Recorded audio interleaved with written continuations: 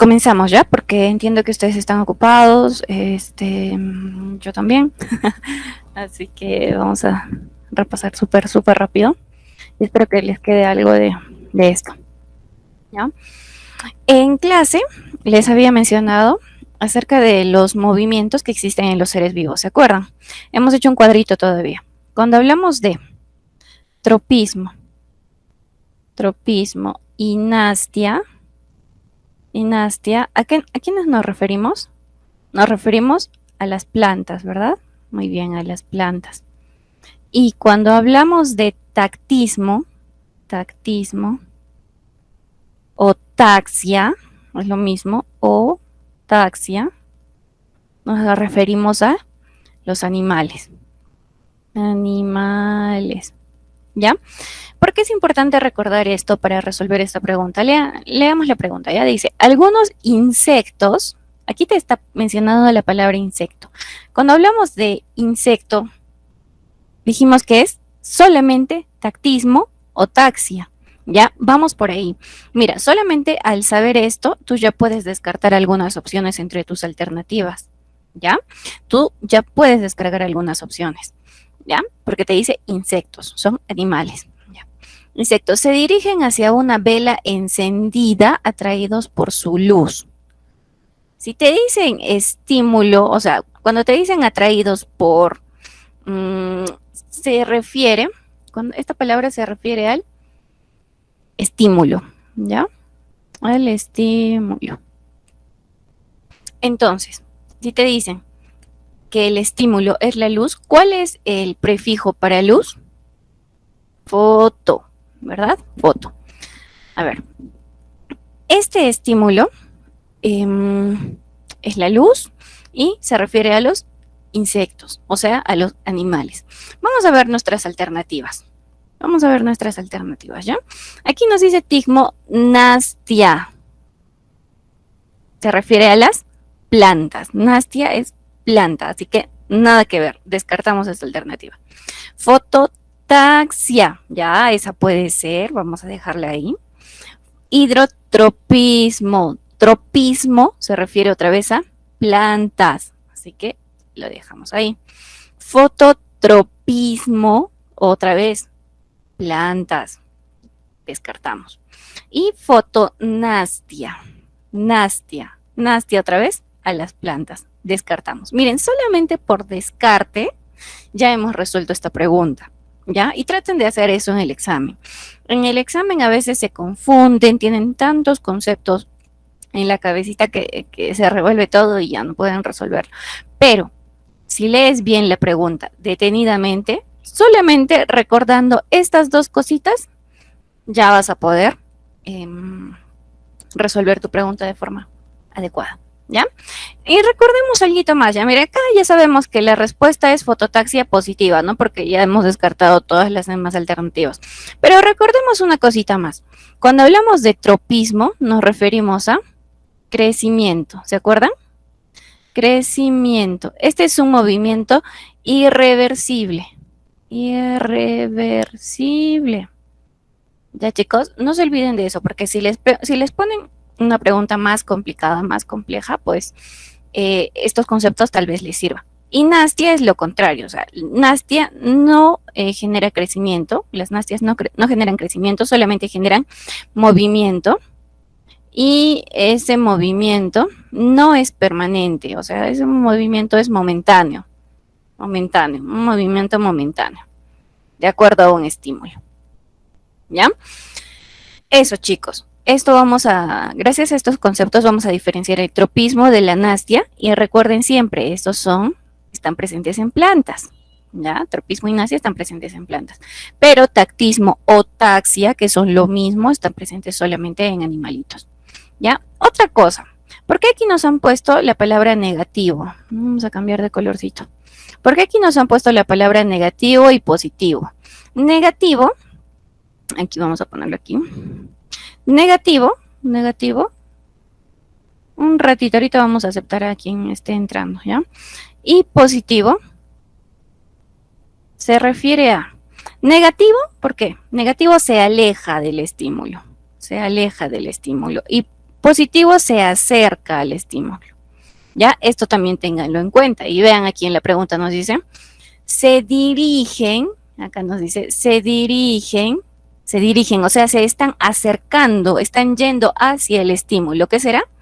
Es es un movimiento positivo, ¿ya? Porque se está acercando al estímulo. Vean aquí en estas figuritas. En estas figuritas, ¿se acuerdan que en la clase habíamos mencionado las polillas, esas medio mariposas que entran en la noche a sus casas? ¿Hacia dónde se dirigen? Hacia los focos de luz, ¿ya? Entonces, estas, ¿qué les dije? Polillas. Esas polillas tienen si son animales, tienen un fototactismo. ¿Será positivo o negativo? Positivo. ¿Por qué? Porque se están acercando al estímulo. En cambio, las cucarachas que andan en la noche se alejan completamente de la luz. A eso ese concepto sería fototaxia o fototactismo negativo. ¿Por qué? Porque se está alejando del estímulo, ¿ya?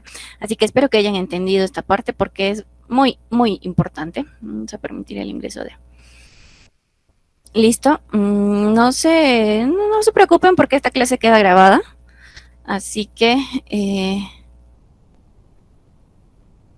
denle, ¿ya?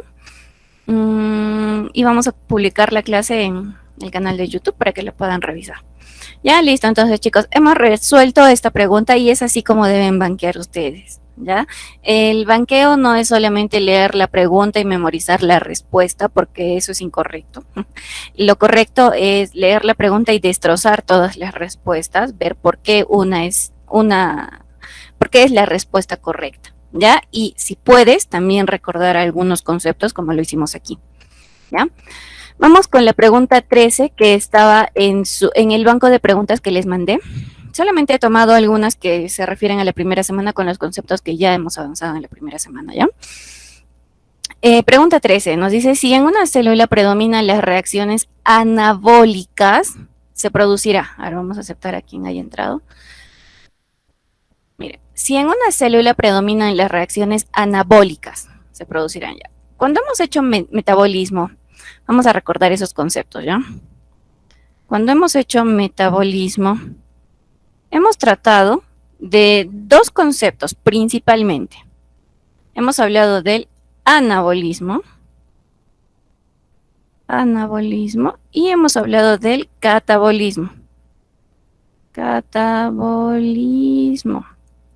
Ya hay una mezcla de ambas que sería el anfibolismo. Ya, entonces, recordemos, estos conceptos los vamos a recordar de la siguiente forma y quiero que lo apunten así ya, lo apunten así en sus flashcards, en lo que sea que hagan resumen en un cuaderno, no sé, donde vayan a repasar, ¿ya? Dos cosas. Cuando te hablan de anabolismo, se refiere a, y memoriza estas palabras, ¿ya? A formar, y todos los sinónimos de formar, construir, ¿ya? Formar, construir, hacer algo aparte de, hacer algo bonito, ¿ya? Construir, formar. Eso es el anabolismo. Y una cosita más, en anabolismo lo que tienes que recordar es que es una reacción endergónica. Endergónica, ¿ya? Esta palabrita también memorízala. ¿A qué se refiere endergónico? A que requiere energía, o sea, necesita energía. ¿Por qué? Tú para formar algo, para construir algo, ¿qué necesitas? Necesitas energía. ¿Ya? Y aquí abajo vamos a poner a qué nos referimos con catabolismo, lo que sí o sí tienes que memorizar. Sí o sí tienes que memorizar. ¿Dónde está mi pluma? Vamos a ponerlo con rojito ya para distinguir. El anabolismo del catabolismo. Ya, porque esta también puede ser una fija en el examen. Vamos a poner aquí catabolismo. Ya, el catabolismo, ¿a qué se refiere? Si anabolismo era formar, construir, catabolismo es destruir, o sea, destroza una molécula, un compuesto, ¿ya? Y la otra palabrita que tienes que recordar en catabolismo es una reacción exergónica. Exergónica, ¿ya? Es una reacción exergónica. ¿Por qué es una reacción exergónica? Porque libera energía, ¿ya? Si tú estás rompiendo algo, si vas a romper, digamos, esta molécula que está aquí a la derecha, lo que haces es liberar energía, ¿ya? En cambio, si tú necesitas formar una molécula nueva, vas a necesitar, vale la redundancia, energía, ¿ya? Entonces, estos dos conceptos, chicos, no los olviden jamás, ¿ya? Porque esta puede ser una fija del examen. Y ustedes también han visto, ¿no? Esos bancos de preguntas que viene siempre. Profesora, una pregunta. Y viene catabolismo, ¿ya? Entonces, recuerden esos dos conceptos. Miren, aquí les he puesto bien, bien bonito el resumen del resumen del resumen, lo que sí o sí tienen que memorizar, ¿ya? Pero esta pregunta, ya digamos, tú ya te sabes todo lo que es el anabolismo y el catabolismo, pero en esa pregunta nos dice, si en una célula predominan las reacciones anabólicas, ¿a qué se refiere aquí esta reacción anabólica? A que estás construyendo, construye, y estás necesitando energía, ¿no? Ya es una reacción endergónica. Así ponlo en tu examen, ya en una esquinita, ponlo, no importa para ubicarte. ¿Y qué me dice acá? Se producirá. ¿Qué se va a producir a partir de esa reacción? De esta reacción anabólica. Ay, ¿qué pasa? Está loco. Está loca. Ya, ahora sí. ¿Ya? ¿Qué se va a producir a partir de reacciones anabólicas? A partir de reacciones anabólicas se produce crecimiento. Ya, aquí la respuesta es crecimiento. Y vamos a analizar las alternativas, como les dije. Así es. Si en una célula predominan las reacciones anabólicas, ¿se producirá su muerte? ¿Qué creen ustedes, chicos? Si tú sabes que anabolismo es formación, es construcción, a partir de esa formación, construcción, ¿vas a morir? No, ¿verdad? Entonces no se produce la muerte de una célula. Ya, no. ¿Se producirá su movimiento?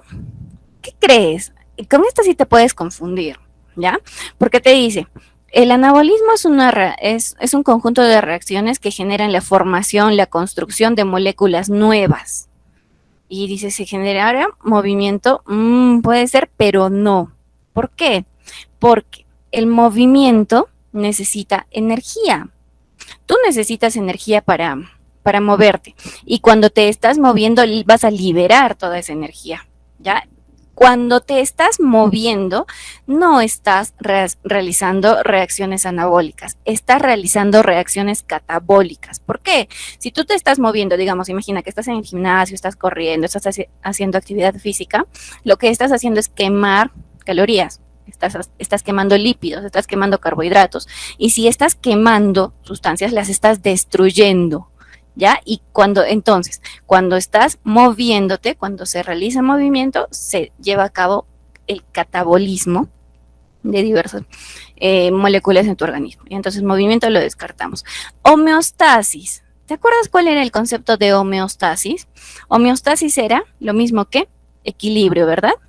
Equilibrio, ya nos vamos hacia arriba. Y tenías que diferenciar dos palabras relacionados con homeostasis. Homeostasis versus hemostasia, perdón. Hemostasia. Ya, no te vas a confundir con estas dos palabras. Homeostasis era equilibrio del medio interno, todo lo que tenga que ver con equilibrio. ¿Ya? Homeostasis, acuérdate así, equilibrio. Hemostasia se refiere a la coagulación. Coagulación. ¿Ya? No vas a confundir estas dos palabritas, ¿sabes? Porque a mí te pueden preguntar. Entonces descargamos homeostasis porque tiene que ver con equilibrio. Ahora, la última alternativa, su evolución.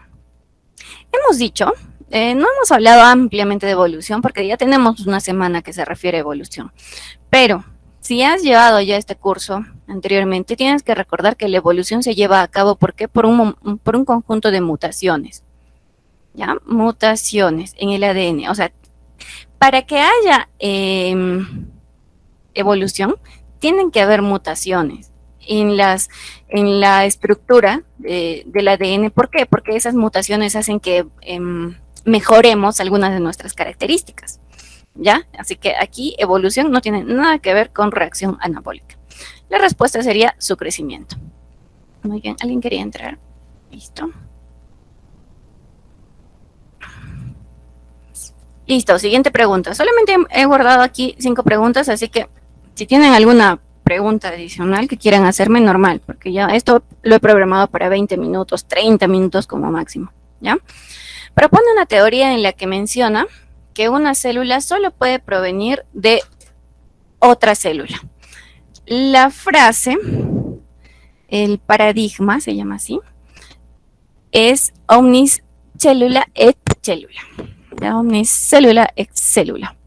¿Quién es el autor de esta frase? Ya les dije, chicos, cuando hablamos de personajes importantes en biología, de pioneros, padres, iniciadores, lo que tienen que hacer es memorizar. Así que esto más que una parte de entendimiento como era la parte de movimiento, del metabolismo, pues esto lo tienen que memorizar. Hagan sus flashcards, sus preguntitas y nada. Repitan a cada rato los conceptos, ¿ya? Y sí, la respuesta es la B, es Rudolf Virchow, ¿ya? Aquí no tenemos que analizar, como les digo, pero sí vamos a destrozar estas alternativas. ¿Quién fue y qué hizo Robert Hooke? Robert Hooke, ¿se acuerdan que cortó láminas muy delgadas de corcho y a partir de ese corcho observó las denominadas celdillas o celdas? Y a partir de esas celdillas él acuñó el término célula y por eso se le considera como el padre o pionero de la citología. ¿Ya? Así que no olvides por esa parte a Robert Hooke. Virchow ya sabemos, ¿no? Que acuña esto de omnis cellula et cellula. Ahora, Schleiden y Schwann. ¿Se acuerdan que Schleiden y Schwann eran uno botánico y el otro zoólogo que trabajaron por separado, pero llegaron a la misma conclusión, que tanto plantas como animales estaban formados por células? Gracias a ellos se acuña la teoría celular, ¿ya? O sea, si en el examen te ponen Schleiden y Schwann, busquen las alternativas teoría celular, ¿ya? Y por si acaso, si le meten un poco más de nivel, recuerda que Schleiden y Schwann no son una sola persona, sino Schleiden era botánico y Schwann era zoólogo, ¿ya? Ambos llegaron a la misma conclusión, acuñando de esta forma la teoría celular, ¿ya? ¿Quién fue Alexander Fleming y qué hizo? ¿Cómo vas a descartar esta alternativa? Alexander Fleming descubrió la penicilina. ¿Y para qué sirve la penicilina? Para inhibe el crecimiento bacteriano. El crecimiento bacteriano. ¿Ya? Tú has escuchado, ¿no? Que incluso en la actualidad pues utilizamos penicilina y hay muchos fármacos derivados de la penicilina. ¿Para qué sirve? Para inhibir el crecimiento bacteriano, ¿ya? ¿Quién fue su descubridor? Alexander Fleming. Por error, pero lo descubrió. Anthony van Leeuwenhoek. ¿Se acuerdan qué hizo Anthony van Leeuwenhoek? Es el responsable de la teoría animaculista. Animaculista. Anthony van Leeuwenhoek es el padre ¿de qué? De la protozoología. ¿Se acuerdan? Protozoología. ¿Qué más? Leeuwenhoek hizo, o bueno, por primera vez Leeuwenhoek observó los espermatozoides. Observó también por primera vez a los glóbulos rojos. Esto es un glóbulo rojo. Observó a los glóbulos blancos. ¿Ya? Por eso, a partir de la observación de los espermatozoides, como él vio que tenían esta formita, así con su colita, ¿ya? Algo así. Leeuwenhoek decía, en su teoría, decía que aquí dentro había seres humanos diminutos, ¿ya? Diminutos, muy pequeños.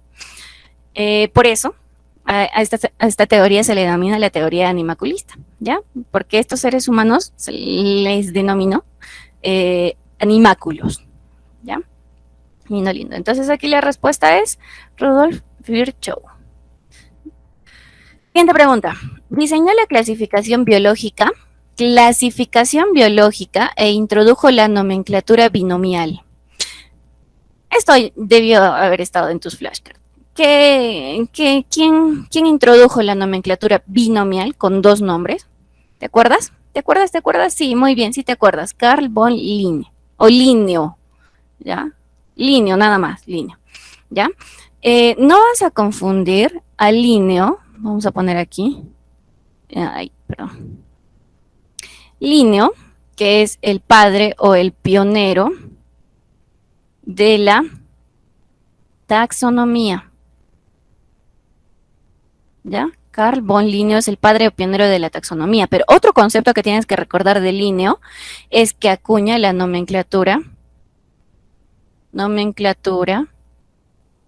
binomial, ¿ya? Entonces, estas dos cositas tienen que ir sí o sí a tus preguntas, a tus resúmenes, a tus apuntes, ¿ya? Linneo, padre de la taxonomía y nomenclatura binomial. Y te decía, no vas a confundir a Linneo con Whittaker. Quien clasificó a los seres vivos en 5 reinos. Clasificó a los seres vivos en 5 reinos, ¿ya? Recuerda que la taxonomía es la ciencia o es el arte de clasificar. Tal vez por esa parte puedes confundir a Linneo con Whittaker, pero no los confundas, ya por favor. Whittaker clasificó a los seres vivos en 5 reinos, pero Linneo es el padre o pionero o iniciador de la taxonomía. Además es el responsable de acuñar la nomenclatura binomial. ¿Y en qué consiste esta nomenclatura binomial? En que todos los seres vivos van a tener una clasificación, un nombre científico, ¿ya? Y que hasta la actualidad lo utilizamos. Este es el nombre científico del ser humano, Homo sapiens, ¿ya? ¿En qué consiste esta nomenclatura binomial? La primera palabra se refiere al género y la segunda palabra se refiere a la especie del ser vivo, ¿ya? Entonces, vamos a descartar, bueno, vamos a destrozar las siguientes alternativas. ¿Quién es Marcelo Malpighi? ¿Se acuerdan? ¿Padre de qué? De la histología. Ya, muy bien, padre de la histología, si lo recordaste. Esto debió haber estado en tus flashcards. ¿Quién fue Robert Hooke? Otra vez, padre de la citología, acuña por primera vez el término célula. ¿Ya? Así que a Robert Hooke no lo puedes olvidar.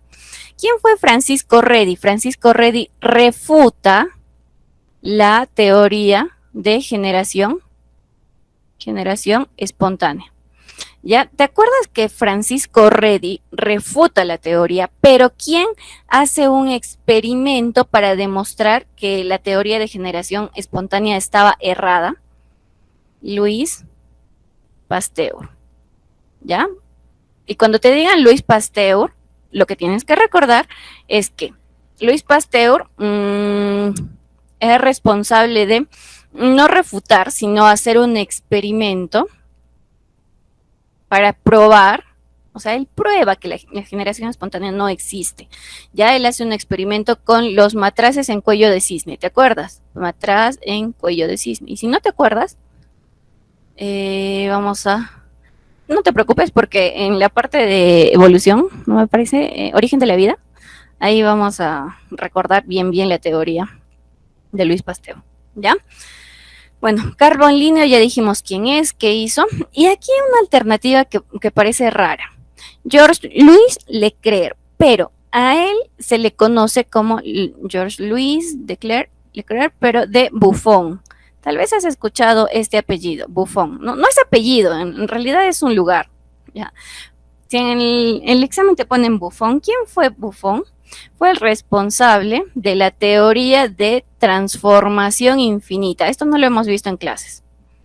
Transformación infinita. Buffon nos decía que los seres vivos estamos en constante transformación y que si evolucionamos es gracias a esos cambios, ¿ya? Así que memoriza esto. Teoría de transformación infinita, solo Buffon, o puedes memorizar su nombre completo, ¿ya? Listo, siguiente pregunta. Nivel de organización de los seres vivos que incluye a organismos de distinta especie interactuando entre sí, aquí falta la tilde y aquí es entre sí, y con el medio ambiente. ¿Ya? Aquí hay dos cosas. Mira, por eso te he puesto este dibujito acá. ¿Te acuerdas de que entre las características de los seres vivos está su organización? Ya, muy bien. Tenemos un nivel químico, tenemos un nivel biológico, tenemos un nivel biológico y tenemos un nivel ecológico. Ya. Ahora, vamos a recordar. El nivel químico, ¿con qué empezaba? Con los átomos. Conjunto de átomos forman las moléculas. Perdón, los elementos. ¿Dónde estás, borrador? Los elementos o bioelementos, ¿ya? Los elementos. El conjunto de elementos o de bioelementos a las moléculas o biomoléculas, si te estás refiriendo a seres vivos. El conjunto de moléculas a las supramoléculas, ¿ya? Antes de estas supramoléculas estaban las macromoléculas, ¿ya? Pero esa es la idea. Entonces, el nivel químico llega hasta dónde? Hasta las supramoléculas. ¿Y qué tenías que recordar aquí? Que los virus son supramoléculas. ¿Te acuerdas? Ya, muy bien. Vamos con el nivel biológico. Una vez que ya tienes tus supramoléculas, ¿con qué? El conjunto de supramoléculas que van a formar una célula. Entonces, ¿con qué empieza el nivel biológico? Con una célula. Conjunto de células, tejidos. Conjunto de tejidos, órganos. Conjunto de órganos, sistemas o aparatos. Y conjunto de sistemas o aparatos y aparatos, el individuo. ¿Ya? O sea, tú. Ese es el nivel biológico. Ahora nos vamos al nivel ecológico. El nivel ecológico debería comenzar ¿con qué? Con el conjunto de individuos. El conjunto de individuos que forman una población. El conjunto de poblaciones, una comunidad. El conjunto de comunidades, un ecosistema. Y el conjunto de ecosistemas, todos los ecosistemas en la Tierra, la biosfera. ¿Ya? Eso sí lo tienes que tener memorizado, al menos en hasta este nivel, ¿ya? Porque aquí entre nivel y nivel puedes encontrar otros términos, pero hasta aquí, por lo menos, lo tienes que tener memorizado, ¿ya? Y tienes que recordar o tienes que diferenciar dos cosas, población, comunidad y ecosistema. Vamos a abrir vamos a poner aquí una nueva pantallita, ¿ya? Para que recordemos. Listo. ¿Te acuerdas que teníamos a la población? Teníamos a la comunidad y teníamos al ecosistema. Ya, esto ya corresponde al nivel ecológico, ¿eh? Recuerda, esto ya estamos aquí en nivel ecológico de organización de los seres vivos. Estamos en el nivel ecológico. Ya, entonces tenemos una población, tenemos una comunidad y tenemos un ecosistema. Vamos a ver qué es cada uno y cuáles son sus diferencias, sobre todo las diferencias para que no los confundas en el examen. La población es el conjunto de individuos, ¿ya? Conjunto de individuos. La comunidad también es el conjunto de individuos. Pero ¿cuál es la diferencia entre población y comunidad? La población es el conjunto de individuos de la misma especie, igual especie. ¿Ya? Pero la comunidad es el conjunto de individuos de diferentes especies. Ya les había dicho. La población es el conjunto de individuos de la misma especie. Digamos un grupo de amigos, ¿ya? Vamos aquí a poner una población de seres humanos, de tú y todos tus amigos. ¿Ya? Nadie más. Pero en la comunidad ya no estás tú y todos tus amigos, sino están tú, todos tus amigos y todas sus mascotas. Ya aquí imagina que hay un perrito, hay un gatito. Hay un perrito, hay un gatito, hay un, no sé, lo que se te ocurra. ¿Ya? Esa es la población y esta es la comunidad. No vas a confundir estos dos términos, son distintos. ¿Y qué es el ecosistema? El ecosistema es toda esta población, esta comunidad, es todo esto. Aquí está. Es la comunidad más su medio ambiente. O sea, el ecosistema se define así. Es la interacción de los individuos individuos con su medio ambiente, ¿ya? Es decir, ¿cuál es el ejemplo más fácil de entender un ecosistema? Un ecosistema artificial, esto lo vamos a ver también en la parte cuando hagamos ecología, ¿ya? Un ecosistema artificial. ¿Cuál es? Una pecera. ¿Qué encuentras en una pecera? En una pecera, aquí tú vas a tener a todos tus peces, a sus piedritas, por aquí a sus piedritas, date cuenta, en las peceras a veces les ponen algas, les ponen juguetitos por ahí, les tienen que poner oxígeno, el oxígeno que tiene que salir hacia la superficie. ¿Por qué? Porque esta agua tiene que estar renovándose en oxígeno constantemente, ¿ya? Este es un ecosistema. ¿Por qué? Tú aquí, en este ecosistema, vas a encontrar peces de diferentes especies. O sea, vas a encontrar una comunidad, ¿ya? Pero esta comunidad no estás viendo peces en el aire flotando, no, estás viendo peces que tienen un medio ambiente. Ese medio ambiente es la pecera. Ese medio ambiente son aquí las piedritas, son las algas, es el agua, el oxígeno. Entonces, tienes una comunidad con su medio ambiente, que está interactuando con su medio ambiente, ¿ya? Esto lo vamos a entender mucho mejor cuando lleguemos a la parte de ecología. Pero aquí en el nivel ecológico necesité que entiendas las diferencias entre población, comunidad y ecosistema. ¿Ya? Ahora sí, nos vamos aquí a la pregunta. Nivel de organización de los seres vivos que incluye a los organismos, a los organismos de distinta especie. ¿Ya? Ahí tú sabes, cuando te dice organismos de distinta especie, ¿qué es? Es una comunidad, ¿sí? Organismos de distinta especie es una comunidad. Interactuando entre sí, ya es una comunidad hasta acá. Y con el medio ambiente. Entonces ya no es solo una comunidad, porque te dice que esta comunidad está interactuando con su medio ambiente. ¿A qué nos referimos? Al ecosistema, ¿ya? Ecosistema. Entonces la respuesta es ecosistema. ¿Por qué no es biocenosis? Biocenosis se refiere solamente a la comunidad. Es el otro nombre de la comunidad, del conjunto de los seres vivos de diferentes especies. Sí, conjunto de seres vivos, biocenosis, ¿ya? Solamente conjunto de seres vivos. Biotopo, ¿te acuerdas? Biotopo es el medio ambiente. O sea, son todas las condiciones físicas, químicas que se encuentran en el medio ambiente. Todo el medio ambiente es el biotopo, ¿ya? Es el otro nombre del medio ambiente.